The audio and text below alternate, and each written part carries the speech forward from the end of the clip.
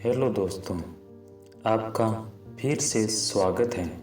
चलो सुनते हैं एक प्रेरणादायक कहानी। एक छोटे से खेत में एक जवान लड़का और उसके दादाजी मिट्टी खोद रहे थे। वे मिट्टी को पलट रहे थे, उसकी गांठों को तोड़ रहे थे ताकि मिट्टी उस वर्ष की बुआई के लिए अच्छे से तैयार हो सके। उस काम में काफ़ी कड़ी मेहनत थी, लेकिन उनके सभी प्रयास एक अच्छी फसल प्राप्त करने के लिए आवश्यक थे। बूढ़ा आदमी अपनी 70 साल की उम्र में भी अच्छी तरह से कड़ी मेहनत कर रहा था। हाँ, थकान से वो भी काफ़ी हद तक हाँफ रहा था।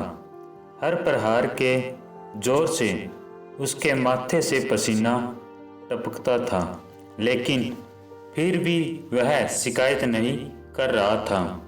उसका पोता, जो महज 17 साल का था, तंदुरुस्त, ताकतवर, वह मिट्टी को पलटने और गांठों को तोड़ने में लगी मेहनत और ताकत के लिए कोसता। फिर वहां खड़े होकर वह हाँफता और थोड़ी देर रुक जाता। थोड़ा आराम करने के बाद एक बार फिर से काम शुरू करने से पहले शिकायत करता।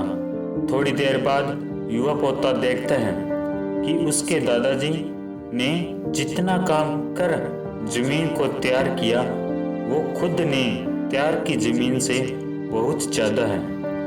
दादाजी, जब आप इतने बूढ़े हो फिर भी आपने मुझसे इतना अधिक काम कैसे किया?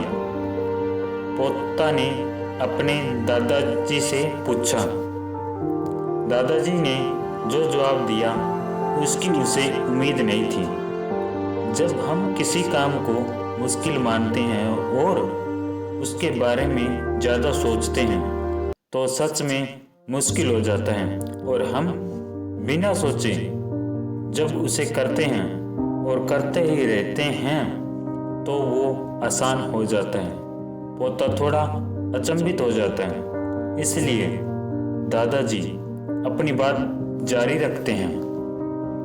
जब हम समय यह सोचने में बिताते हैं कि कोई काम कितना कठिन है और कितना सारा बाकी है, तब हमारा मन बहाने बनाने लगता है। इन सभी चीज़ों के बारे में सोचना, अपने स्वयं के विचारों के बवंडर में फंसना ही उस काम को हमारे लिए बहुत ज़्यादा कठिन बना देता है। इसलिए समझदारी इसी में है कि वास्तविक रूप से पहली बार में शारीरिक कार्य किए जाएं। जब आप तय किए काम के बारे में ज़्यादा सोचते हैं और अपने दिमाग को नकारात्मक विचारों पर ध्यान केंद्रित करने की अनुमति देते हैं, तो आपकी गति उस काम को करने के लिए अपने आप धीमी हो जाती है।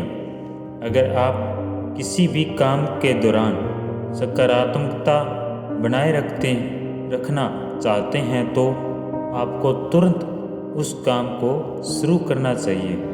और अगर देखना और सोचना है तो जितना आप आगे बढ़े, यानी कि जितना काम आपने अच्छे से ख़त्म कर लिया उसे देखें, न कि जो बाकी है